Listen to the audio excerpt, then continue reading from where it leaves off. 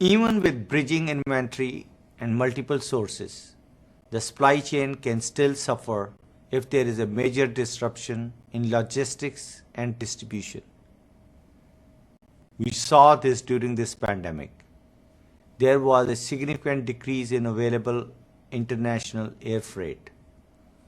We also saw temporary disruption to in-country transportation, both in the air and on the ground, as governments moved to quickly lock down their population and borders.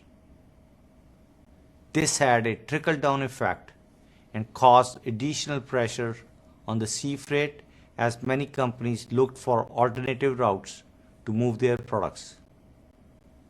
At certain points during this pandemic, Mylan took the step to, among other actions, secure chartered airplanes just to make sure the critical shipments would still be possible.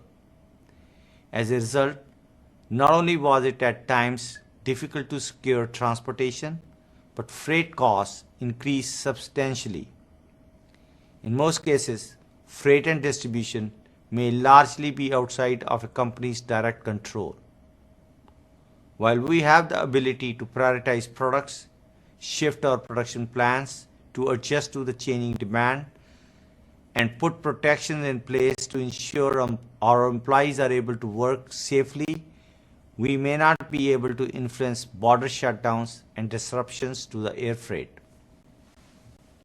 In order to have the best chance at combating this situation, companies need to create and foster strong relationships with the key third-party logistics provider before a crisis hits. Once the crisis is upon us and there is a significantly capacity constraint, every company, and not just pharmaceutical companies, will be contracting providers requesting space. Having existing relationships will help give you a better chance of securing shipments when there is a limited capacity and many customers calling to get in line.